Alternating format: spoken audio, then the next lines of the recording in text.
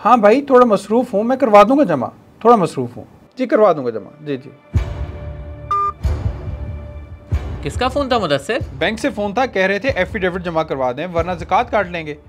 यार ये कौन सा तरीका है ज़कात लेने का? हाँ यार, ये बड़ी अजीब बात है। बैंक वाले हर रमज़ान ऐसे ही लोगों को परेशान करते हैं। मगर यार, ये बैंक वाले भी क्या करें। 1980 में जब से ज़ियाउल हक ने पाकिस्तान में ज़कात और उशर का ये कानून बनाया है, तब से बैंकों पर लाजिम है कि वो हर साल सेविंग अकाउंट में मौजूद रकम पर ज़कात काटें और हुकूमत के पास जमा कराएं।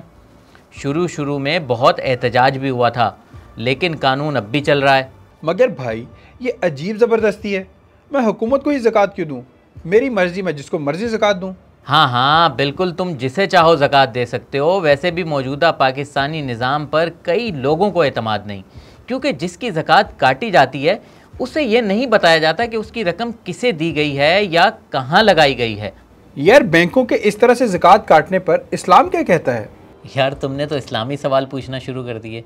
मैं कोई आलिम या मौलवी तो हूँ नहीं, ठीक है, मगर फिर भी जितना मैंने ज़कात के बारे में पढ़ा है, मैं तुम्हें आसान लफ्ज़ों में समझाने की कोशिश करता हूँ। इस्लामी लिहाज से बैंकों के पास ज़कात काटने का इख्तियार नहीं।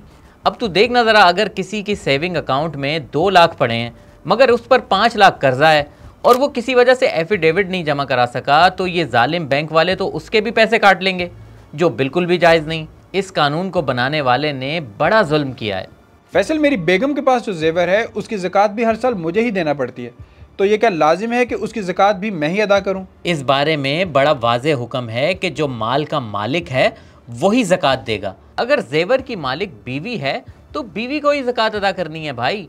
बीवी शोहर को मजबूर नहीं कर सकती। हाँ, अगर शोहर बखुशी मर्जी से ज़कात अदा करना चाहे तो कर सकता है, मगर बीवी का शोहर को फोर्स करना ठीक नहीं है। एक और बात बता, अगर खातून सोना पहन के रखती है, उसके इस्तेमाल में है सोना, उसे वो डंप नहीं करती, तो क्या उसको भी ज़कात देना पड़ेगी?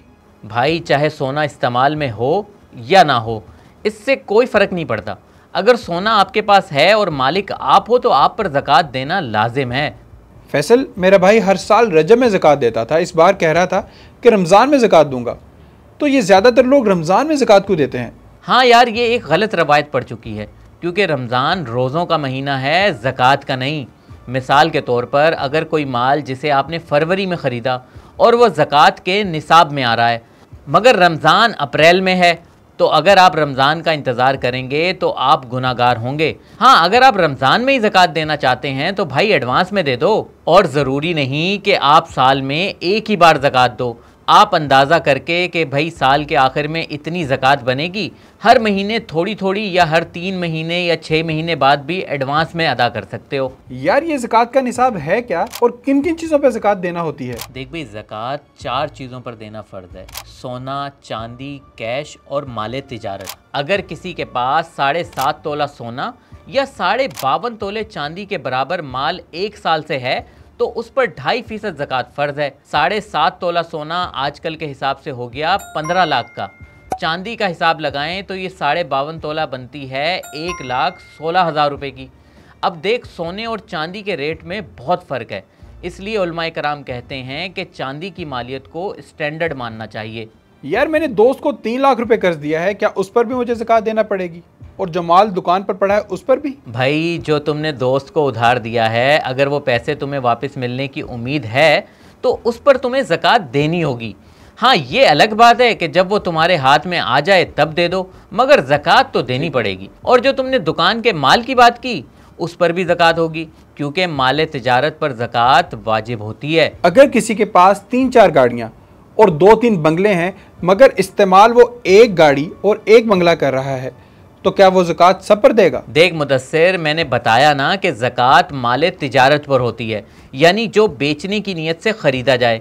अगर ये सब कुछ ख़रीदते वक्त उसकी नीयत बेचने की थी तो ज़कात देनी पड़ेगी, और अगर बेचने की नीयत नहीं थी तो ज़कात नहीं देनी पड़ेगी। अगर कोई घर या दुकान किराए पर दी हुई है तो क्या उस पर भी ज़कात देना पड़ेगी? अगर मकान या दुकान बेचने की नीयत से नहीं ख़रीदे हैं, सिर्फ किराए के हसूल के लिए ख़रीदे हैं, तो उन पर ज़कात नहीं होती। हाँ, उनसे हासिल होने वाले किराए की आमदन अगर हर साल में निसाब तक पहुँच जाए तो उस आमदन पर ज़कात बनती है। अच्छा यार, जिसे ज़कात दी जा रही है उसका क्या क्राइटेरिया है? और क्या ये बताना ज़रूरी है कि मैं आपको ज़कात के पैसे दे रहा हूँ? नहीं नहीं नहीं, ये बिल्कुल ज़रूरी नहीं है कि तुम सामने वाले को बता कर दो कि ये मैं तुम्हें ज़कात के पैसे दे रहा हूँ। आप उसे कुछ भी बताकर पैसे दे सकते हो, मगर शर्त यह है कि आपकी नीयत ज़कात देने की होनी चाहिए। और जो ज़कात लेने वाली की अहलियत की बात तुमने की, देखो जिसके पास ना 7.5 तोले सोना हो और ना 52.5 तोले चांदी हो और ना इतने पैसे हों जिससे इतना सोना चांदी ख़रीदा जा सके और ज़रूरत से ज़ायद चीज़ों की मालियत भी इतनी ना हो, तो उसे ज़कात दी जा सकती है। और अफजल तो ये है कि आप अपने करीबी रिश्तेदारों को जो मुस्तहिक हैं उन्हें ज़कात दें। बस 3 बातों का ख्याल रखना है कि वो सैयद ना हो और साहिब निसाब ना हो और उन्हें इस ज़कात के माल का मालिक बनाया जाए। तो फिर ये हॉस्पिटल और मदारिस वगैरह कैसे ज़कात लेते हैं? हाँ यार, ये थोड़ा कॉम्प्लिकेटेड मसला है। ये तमाम इदारे ख़ुद ज़कात नहीं लेते, बल्कि मुस्तहिकीन के एजेंट्स के तौर पर ज़कात वसूल करते हैं।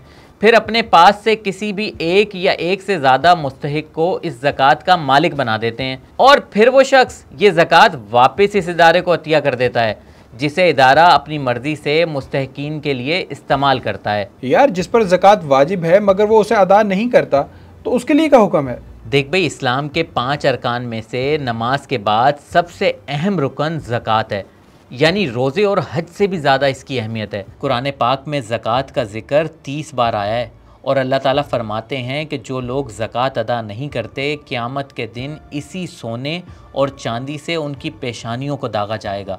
तो ज़कात को बोझ ना समझें, क्योंकि ये माल दिया भी तो अल्लाह ताला ने है और ज़कात फ़ौरन नहीं मांगी। 1 साल माल पड़ा रहे तब देनी है, फिर सारा हिस्सा नहीं, सिर्फ 40वां हिस्सा यानी 100 रुपये पर 2.5 रुपये देने हैं। और फिर अल्लाह ताला ने उसे कई गुना बढ़ाकर वापस करने का वादा भी किया है। तो यानी ज़कात अदा करने में दुनिया और आखिरत दोनों की भलाई है।